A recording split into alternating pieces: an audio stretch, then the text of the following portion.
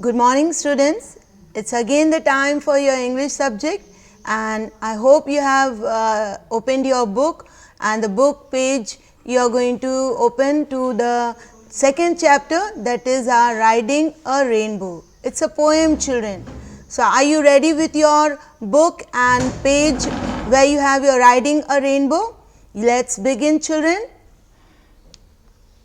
First, we are going to read the poem, and then you are going to get the explanation of your poem. Children,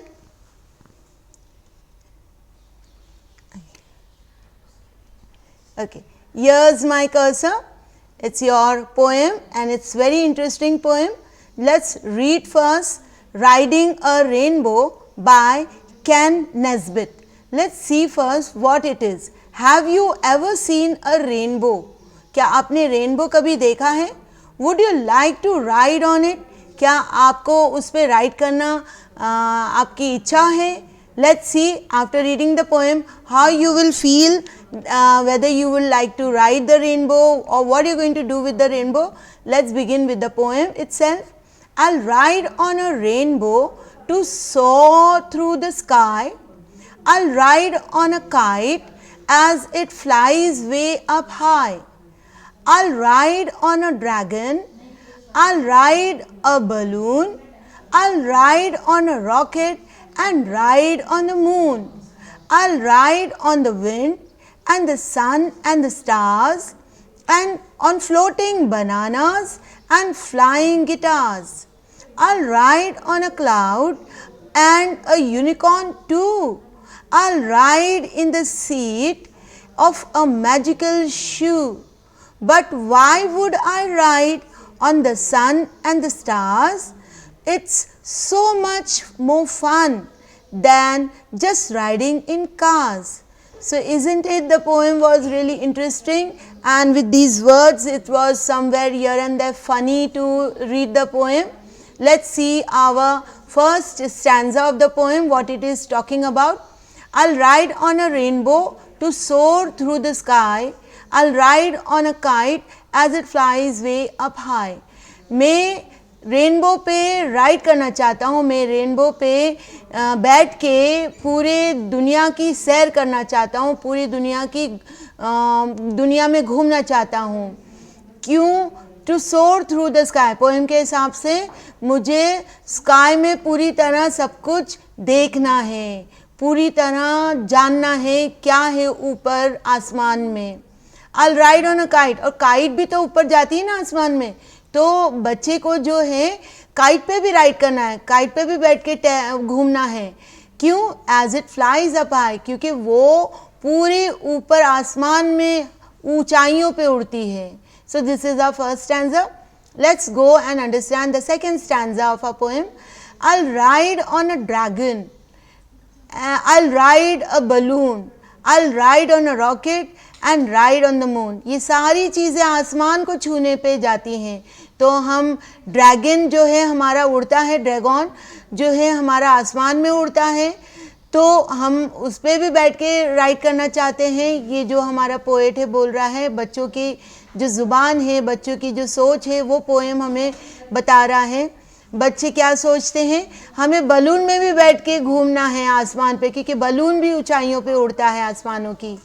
और हमें rocket में भी उड़ना है. Rocket तो बड़ी अच्छी बात है, रॉकेट में भी उड़ना है, ये तो पॉसिबल है.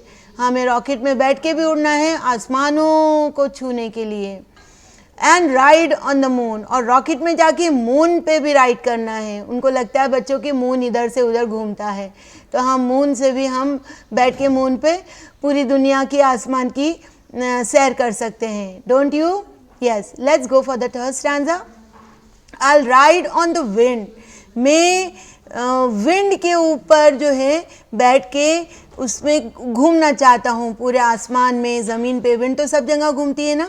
और कहाँ कहाँ घूमना चाहते हैं बच्चे? And the sun and the stars. तो हम जो राइड करेंगे इन सारी चीज़ों पे, हम सन और स्टार्स को भी छू सकते हैं, घूम सकते हैं उनके आसपास. On floating bananas. और बनानास जो सोचते हैं बच्चे कि वो फ्लोट कर सकते हैं, हम उन पे भी बैठ के यानी कि फ्लोट यानी कि पानी में हम पानी की ऊपर की तह पे हम यानी कि स्विमिंग तो नहीं आती होगी, जो ज़्यादा जिसको स्विमिंग नहीं आती है वो कुछ चीज़ पकड़ के फ्लोट करता है, यानी कि पानी के ऊपर ही रहते हैं हम। तो कुछ और चीज़ के बजाय बच्चों का क्या सोच है, हम बनाना के ऊपर बैठ के फ्लोट करेंगे पानी पे।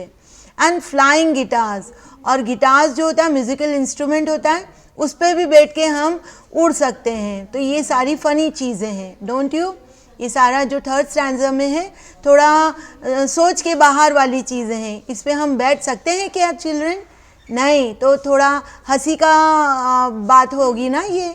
Okay, I ride on a cloud, मैं कहाँ पर बैठना चाहता हूँ, बच्चे सोचते हैं, बच्चों की सोच है कि हम जो है जो क्लाउड्स होते हैं, जो आसमान में हमारे जो थोड़े थोड़े रुई की जैसे ब्लू कलर, कभी वाइट कलर, कभी डिफरेंट कलर्स के हो जाते हैं क्लाउड्स अलग अलग टाइमिंग में, उस पे बैठ के घूमना चाहते हैं आसमान में। Okay, and a unicorn too. Now what is this unicorn children? You might have heard the name, it's an animal which can also fly. Okay, I'll ride in the seat of a magical shoe. तो बच्चों को क्या है, कोई seat पे बैठना है जो मैजिकल शूज़ हो, तो यानी कि बच्चों को मैजिकल शूज़ मिल जाए और उसमें वो बैठ जाए और वो आसमान को छूने चले जाएं, ऐसी भी सोच होती है बच्चों की ना। But why would I ride on the sun and the stars, फिर बच्चे सोचने लगते हैं कि हम सूरज और स्टार्स पे क्यों जाएं राइड करते हुए, it's so much more fun, इधर ही फन है। कैसा फन है? Then just riding in cars, तो हम जो कार्स में घूमते हैं हमारे रोड पे, तो वही हमारे लिए काफ़ी है, इतनी सारी चीज़ों पे हम राइड क्यों करें। तो उनका अब दिमाग जो है बच्चों का ज़मीन पर आ गया है, कार्स में राइड कर लें हम, क्यों इतनी सारी चीज़ों पे राइड करें। तो मेरे हिसाब से आपको ये तो छोटी सी पोएम समझ आ गई होगी। Let's discuss the exercise. Children, open, turn your book to page number 20. This is your box, you can see, and this box contains the vocabulary from the poem. First is dragon or dragon, the way you want to pronounce. Its part of speech is noun, and it is what in the story, a large animal with wings and a long tail. तो dragon की wings भी होती हैं और tail भी होती हैं, किसके हिसाब से? हमारे poet के हिसाब से, हमारे poem में जो लिखा है। Next vocabulary, floating. The part of speech is adjective, not fixed permanently in one particular position or place. तो हमारा फ्लोटिंग मतलब हम पानी पे जो ऊपर हम ऐसे ही घूमते रहते हैं किसी चीज़ के सहारे, उसको फ्लोट बोलते हैं। Okay, magical adjective, it's containing magic, किसी चीज़ में कुछ जादू भरा हो उसको हम मैजिकल बोलते हैं।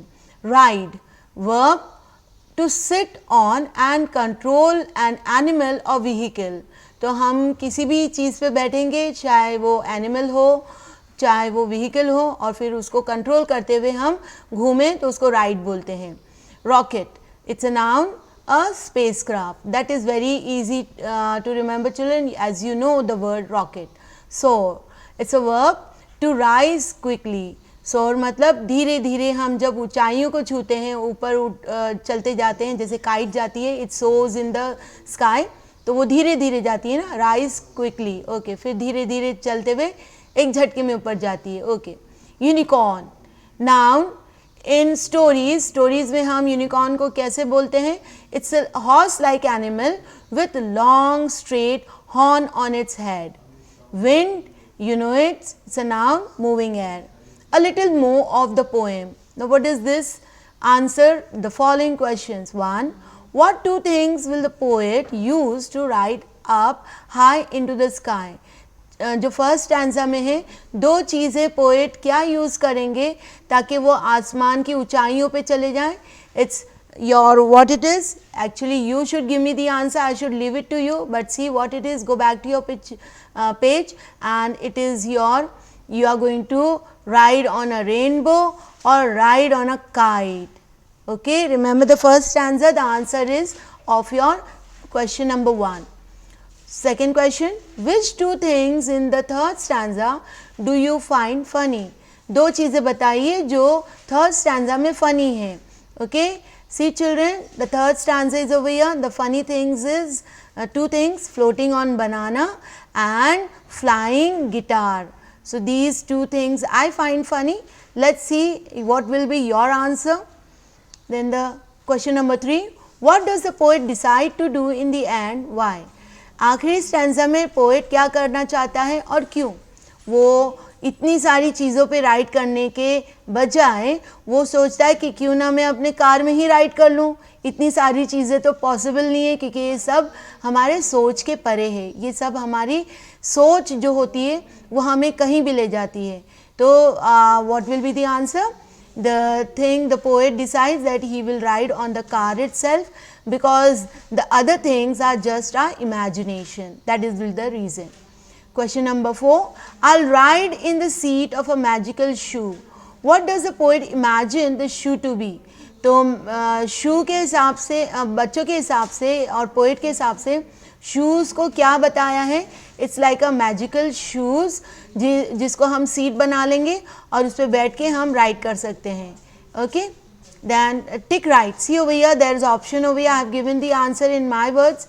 टिक right the correct. It's your chair.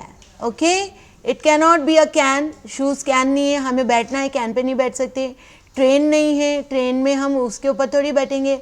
Swing नहीं है, हम उसको चेयर समझ रहे हैं. उसके उस शूज़ पे बैठेंगे, मैजिकल शूज़ पे, और राइड लेंगे. Okay, then rhyming words. I want you to find some rhyming words for yourself. You can find it in your dictionary. Write the rhyming words for the following on your own. I'll give you only two, that is A and C. The other I can give you, but I want you to also try. See over here, A is rocket.